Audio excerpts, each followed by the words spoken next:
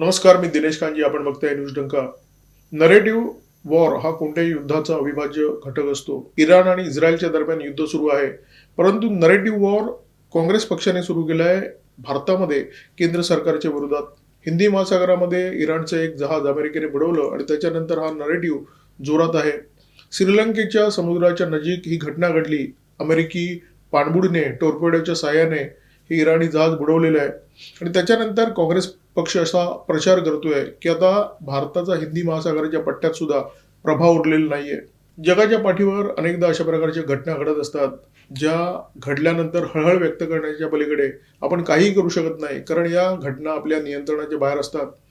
इराणवर हल्ला होण्याच्या आधी भारताने मिलन 2026 या नौदल सरावाचं आयोजन केलं होतं. जगातल्या अनेक देशांना या सरावासाठी निमंत्रित केलं होतं. योगायोगाने आज युद्धरत असलेले अमेरिका आणि इराण हे दोन्ही देश या युद्ध सरावामध्ये सहभागी झाले होते. इराणच्या वतीने या नौदल अभ्यासामध्ये सहभागी होण्यासाठी इरिस डेना ही फ्रिगेट आली होती आणि हीच फ्रिगेट मायदेशी परतत असताना अमेरिकेने घात केला. टोर्पेडोच्या साह्याने या फ्रिगेटला जलसमाधी दिली. ही घटना श्रीलंकेच्या सागरी सीमेच्या जवळपास घडली. या फ्रिगेटवर जवळजवळ 180 लोक तैनात होते. त्याच्यामध्ये खलाशी होते, अधिकारी होते. यापैकी 36 लोकांना वाचवण्यामध्ये श्रीलंकेच्या नौदलाला यश आलेलं आहे.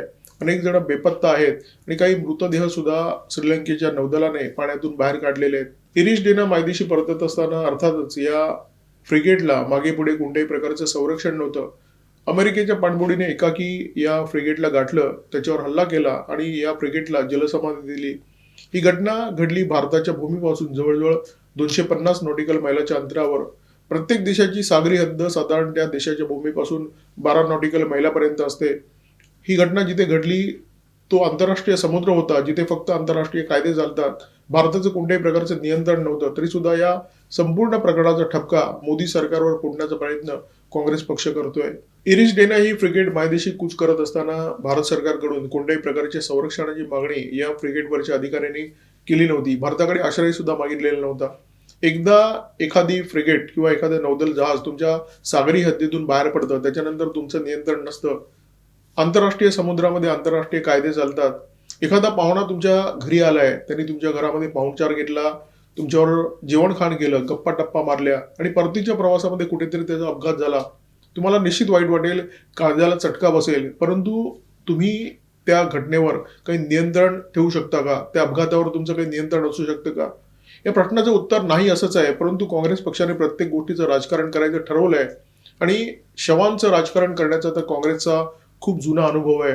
त्यामुळे इराणचे जे अधिकारी या हल्ल्यामध्ये दगावले, त्यांच्या शवांचं आता काँग्रेस पक्षाने राजकारण सुरू केलेलं आहे.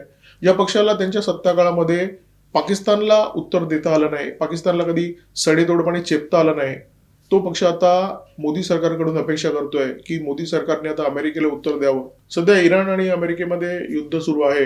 इरिस डेना मायदेशी प्रवास करत असताना आंतरराष्ट्रीय समुद्रामध्ये या फ्रिगेटचा अमेरिकेने खात्मा केला. याच्यामध्ये जर दोष कोणाचा असेल तर तो अमेरिकेचा दोष आहे. अमेरिकेवर या प्रकरणाचा ठपका ठेवण्याचं पूर्ण स्वातंत्र्य टीकाकारांना आहे, परंतु सगळेच टीकाकार डोनाल्ड ट्रम्प यांना बाजूला ठेवून नरेंद्र मोदी यांच्या मागे लागलेले आहेत आणि या संपूर्ण प्रकरणाचं खापर नरेंद्र मोदी यांच्या डोक्यावर फोडण्याचा जोरदार प्रयत्न सुरू आहे. एखाद्या घटनेचा वापर करून नरेटिव्ह कसं निर्माण करतात हे आपल्या सगळ्यांना माहिती आहे.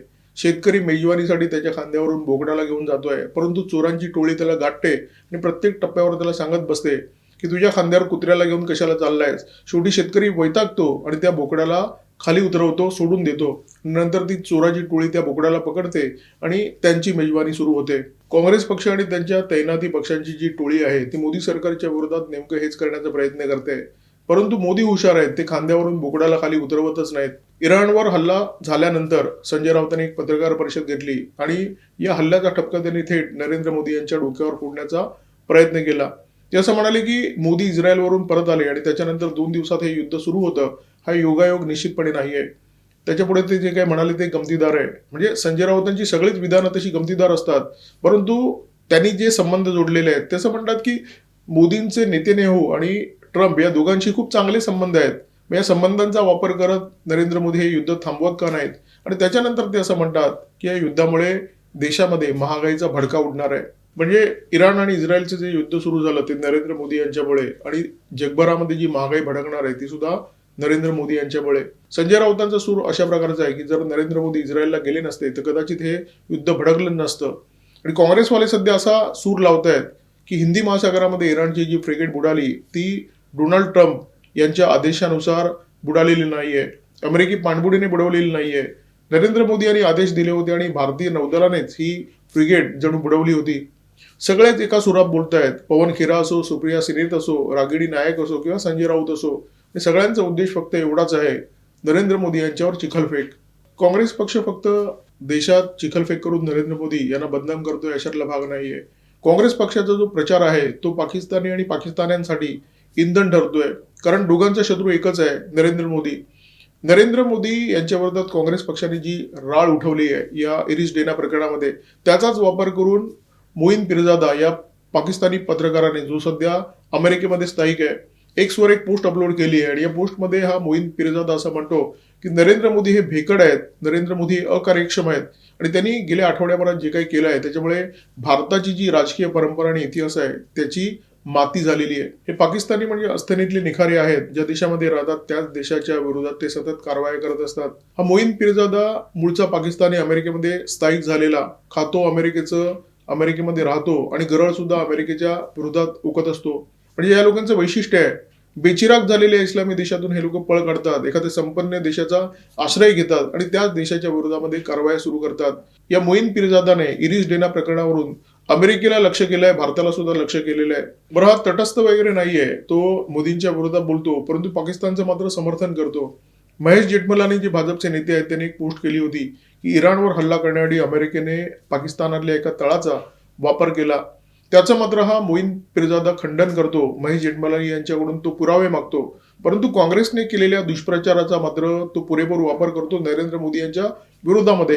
तिथे तो पवन खेरा यांच्याकडून कोणत्याही प्रकारचा पुरावा मागत नाही किंवा स्वतःचा अनालिसिस सुद्धा करत नाही की खरोखरच या प्रकरणामध्ये नरेंद्र मोदी यांचा दोष आहे की नरेंद्र मोदी यांचा या संपूर्ण प्रकरणाशी कोणताही संबंध नाहीये. बरं, हे जे पिरजादा यांच्यासारखे लोक असतात, म्हणजे पाकिस्तानचे प्रचारक असतात, ते ज्या प्रकारचे युक्तिवाद करतात ते अत्यंत शातीर अशा प्रकारचे युक्तिवाद असतात. म्हणजे भारतीयांच्या मध्ये दुफळी निर्माण करणारे युक्तिवाद असतात. हा पिरजादा काय म्हणाला की नरेंद्र मोदी यांनी भारताची जी राजकीय परंपरा होती त्याची माती केलेली आहे. कसली होती राजकीय परंपरा? प्रत्येक युद्धाच्या काळामध्ये भारताने पाकिस्तान आणि चीन या दोन देशांच्या झुळीमध्ये आपल्या भूमीचं भरभरून दान दिलेलं आहे. 26/11चा भीषण हल्ला मुंबईवर झाला. या हल्ल्यानंतर सत्ताधारी काँग्रेस पक्षाने काय केलं? महाराष्ट्रामध्ये काँग्रेसची सत्ता होती, केंद्रामध्ये काँग्रेसची सत्ता होती, काँग्रेस पक्ष शांत राहिला. काँग्रेस पक्षाने कोणत्याही प्रकारचं लष्करी उत्तर पाकिस्तानला देण्याचा प्रयत्न केला नाही. म्हणजे एक कमजोर देश अशा प्रकारची प्रतिमा काँग्रेस सरकारच्या काळामध्ये बनली होती. आणि त्याचं कारण सत्ताधारी नेते, या देशाचं जे सामर्थ्य होतं, या देशामध्ये जो अंगार होता, त्या अंगाराचं खच्चीकरण करण्याचं काम करत होते. काँग्रेसच्या काळामध्ये काँग्रेसच्या सत्ताधारी नेत्यांची जी प्रतिमा होती, दानशूर, म्हणजे आपल्या देशाची भूमी भरभरून दुसऱ्याला द्यायची. श्रीलंकेला कच्चा टेऊ देऊन टाकलं, चीनला अक्साई चीन देऊन टाकला, पाकिस्तानला पाकव्याप्त काश्मीर देऊन टाकला, म्हणजे सगळं देऊन टाकायचं. हे जे प्रकरण आहे ते नरेंद्र मोदी यांनी बंद केलं, पूर्णपणे बंद केलं. नरेंद्र मोदी आता सर्जिकल स्ट्राईक करतात, बालाकोटचा हल्ला करतात, ऑपरेशन सिंदूर करतात. म्हणजे गप्प राहणारा देश ही जी भारताची प्रतिमा होती ती नरेंद्र मोदी यांनी पूर्णपणे बदलून टाकली. आणि यांना नेमका त्रास हाच आहे, पाकिस्तान या मुळात. म्हणजे काँग्रेसच्या काळामध्ये या देशामध्ये जी दानशूरतेची परंपरा सुरू झाली होती, राजकीय परंपरा, ती नरेंद्र मोदी यांनी खंडित केली. त्यांनी पंचशील, अमन की आशा असे भाकड प्रयोग बंद केले. त्यामुळे कदाचित मोईन पिरजादा यांच्यासारखे जे लोक आहेत पाकिस्तानी, त्यांना असं वाटत असेल की नरेंद्र मोदी यांनी या देशाच्या राजकीय परंपरेची माती केली. हिंदी महासागर हे भारताचं बॅकयार्ड आहे आणि इथे होणाऱ्या प्रत्येक घटनेवर भारताचं नियंत्रण असतं, असा एक समज काँग्रेसने निर्माण करण्याचा प्रयत्न केलेला आहे. भारताचं प्रभाव क्षेत्र ही वस्तुस्थिती आहे. भारताच्या नौदलाचा हिंदी महासागरामध्ये दबदबा आहे, परंतु हिंदी महासागर भारताच्या मालकीचा नाही आहे. जर मालकीचा असता तर दिएगो गार्सिया हे जे बेट आहे तिथे अमेरिकेचं तळ कशाला असता? श्रीलंकेच्या जवळ, बांगलादेशच्या जवळ चीनी हेरगिरी करणारी जहाजं कशाला आली असती? आंतरराष्ट्रीय समुद्रामध्ये भारताचं कोणतेही नियंत्रण नाही आणि आंतरराष्ट्रीय समुद्रामध्ये भारताचा कोणताही कायदा चालत नाही. तिथे फक्त आंतरराष्ट्रीय कायदे चालतात.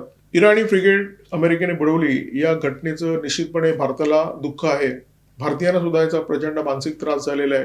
परंतु याचा अर्थ असा होत नाही की इराणशी आपली मैत्रीचे संबंध आहेत म्हणून आपण अमेरिकेशी पंगा घ्यावा, अमेरिकेवर एखादं क्षेपणास्त्र सोडावं किंवा अमेरिकेवर अणुबॉम्ब टाकावा, अशी कदाचित काँग्रेस नेत्यांची अपेक्षा आहे. म्हणजे त्यांनी ती अपेक्षा व्यक्त केली नसली तरी ज्या प्रकारे हे काँग्रेसचे प्रवक्ते व्यक्त होत आहेत, त्यांचा भाव जर बघितला तर त्याच्यातून असाच अर्थ काढता येतो. मोदी देशाचे पंतप्रधान आहेत, त्यांना त्या ठिकाणी देशाच्या जनतेने बसवलेलं आहे आणि अशा अटी बसवलंय की त्यांनी भारतीयांचं भलं करावं. इराणचं भलं करण्यासाठी किंवा इराणच्या वर ओढवलेल्या संकटाचा वचपा काढण्यासाठी मोदींना भारतीय जनतेने पंतप्रधान बनवलेलं नाहीये. त्यांचं कर्तव्य आहे देशाचं हित पाहणं आणि देशाचं हित साधणं. आता नेहरूंसारखे मोदी मोठ्या मनाचे नाहीयेत. ते भारताचे पंतप्रधान जरी असले तरी त्यांचा कल पूर्णपणे पाकिस्तानकडे झुकलेला होता. म्हणून नेहरूंच्या काळामध्ये सिंधू जलवाटप करारासारखे करार झाले जे भारताला नुकसान करणारे होते आणि पाकिस्तानच्या पथ्यावर पडणारे होते. मोदी यांच्या कार्यकाळामध्ये हा तमाशा पूर्णपणे बंद झालेला आहे. आपण या देशाचा नागडा स्वार्थ साधण्यासाठी देशाचे पंतप्रधान झालेले आहोत हे नरेंद्र मोदी यांना व्यवस्थित माहिती आहे. राजकीय डावपेचांना राजकीय भाषेमध्ये उत्तर देणं अपेक्षित असतं. चीनचं अमेरिकेने प्रचंड मोठं नुकसान केलेलं आहे. व्हेनेझुएलामध्ये चीनची प्रचंड मोठी गुंतवणूक होती, इराणमध्ये प्रचंड मोठी गुंतवणूक होते. आधी अमेरिकेने व्हेनेझुएलाचा काटा काढला, त्याच्यानंतर इराणचा काटा काढण्याच्या तयारीत आहे. परंतु चीन शांत आहे. चीनने काही अमेरिकेवर आक्रमण केलेलं नाही किंवा अमेरिकेवर क्षेपणास्त्र सुद्धा टाकलेलं नाहीये. चीन पडद्या आडून जे काही करायचं आहे ते करतोय. रशिया सुद्धा तेच करतोय. कारण ट्रम्प हे सनकी आहेत आणि एखाद्या सनकी माणसाला सनकीपणानेच उत्तर दिलं जातं असं नाहीये. हे चीनला माहिती आहे, हे रशियाला माहिती आहे, ते भारताला सुद्धा माहिती आहे. कारण केंद्रात सत्तेवर नरेंद्र मोदी बसलेले आहेत. अनेकदा देशाच्या हितासाठी देशाचे अपमान गिळावे लागतात. रशियाचं उदाहरण मी तुम्हाला देतो.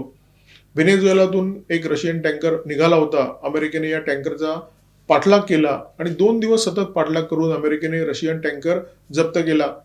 आता या घटनेचा रशियाने तीव्र शब्दामध्ये निषेध केला होता. रशियाने असं म्हटलं होतं की अमेरिकेने खोल समुद्रामध्ये केलेली ही चाचेगिरी आहे. परंतु रशियाने काही अमेरिकेला कायनेटिक रिप्लाय दिलेला नव्हता. लष्करी कारवाई अमेरिकेवर केली नव्हती. रशियाने सहन केलं कारण उत्तर देण्याची एक योग्य वेळ असते. डोनाल्ड ट्रम्प हे अत्यंत सनकी व्यक्तिमत्व आहे. म्हणजे उत्तर कोरियाचे किम जोंग जसे आहेत, उत्तर कोरियाचे हुकुमशाह, तर या किम जोंग सारखीच डोनाल्ड ट्रम्प यांची मानसिकता आहे आणि सनकी माणसाला उत्तर देताना ते कसं उत्तर द्यावं असा कायम पेच असतो. डोनाल्ड ट्रम्प यांनी फक्त चीन, रशिया आणि भारताला भंडावून सोडलेलं नाहीये. सगळ्या जगाला डोनाल्ड ट्रम्प यांचा उपद्रव आहे. त्यांच्या विरोधात त्यांच्या देशातली जनता आहे. कालच्या व्हिडिओमध्ये मी तुम्हाला सांगितलंय की अमेरिकेतल्या 4 पैकी 3 लोकांचा डोनाल्ड ट्रम्प यांच्या युद्धखुरीला विरोध आहे. परंतु मी सांगितल्याप्रमाणे किम जोंगला कोणी रोखू शकत नाही, किम जोंगला कोणी अडवू शकत नाही आणि डोनाल्ड ट्रम्प हे अमेरिकेचे किम जोंग आहेत आणि त्यामुळे त्यांच्याशी वागताना, त्यांच्याशी व्यवहार करताना अत्यंत सावधगिरी बाळगणं अपेक्षित आहे. त्यामुळे सुप्रिया श्रीनेत काय म्हणतायत, त्यांना काय वाटतंय, रागिणी नायक, संजय राऊत, पवन खेरा यांना काय वाटतंय, ते काय म्हणतायत, याला फार महत्व देण्याचं काही कारण नाहीये. काँग्रेस पक्ष आणि काँग्रेसचे जे तैनाती पक्ष आहेत पूर्णपणे प्रयत्न करतायत, अत्यंत नेटाने प्रयत्न करतायत की जनतेने त्यांचं जे दुकान बंद केलेलं आहे त्या दुकानाचं किमान शटर तरी उघडावं आणि म्हणून ते वाटेल ते बरडत आहेत, वाटेल ते आरोप करतायत. देशाच्या जनतेचा नरेंद्र मोदी यांच्या नेतृत्वावर विश्वास आहे. ते मौन राहिले तरी ते देशहिताचं असेल, ते बोलले तरी देशहिताचं असेल. परंतु नरेंद्र मोदी यांचा स्वभाव बोलण्याचा नाहीये, त्यांचा स्वभाव कृतीचा आहे. त्यांनी सर्जिकल स्ट्राईक केली, त्यांनी बालाकोटचा हवाई हल्ला केला, त्यांनी ऑपरेशन सिंदूर घडवलं. पाकिस्तानला पुन्हा एकदा दणका देण्याच्या तयारीत नरेंद्र मोदी दिसत आहेत. कारण देशाच्या सीमेवर काही महत्वाच्या घडामोडी करतायत. त्यामुळे थांबा आणि वाट पहा एवढंच मी या ठिकाणी म्हणेन. या व्हिडिओमध्ये तुर्तास थांबतो. माझ्यासोबत होते cameraman Omkar Bhagwat, video editor Ajay Shelke. Video जर आवडला असेल तर लाईक करा, शेअर करा, कॉमेंट बॉक्समध्ये व्यक्त व्हा. सबस्क्राईब करा न्यूज डंका आणि बेल आयकॉन दाबायला विसरू नका. नमस्कार, धन्यवाद.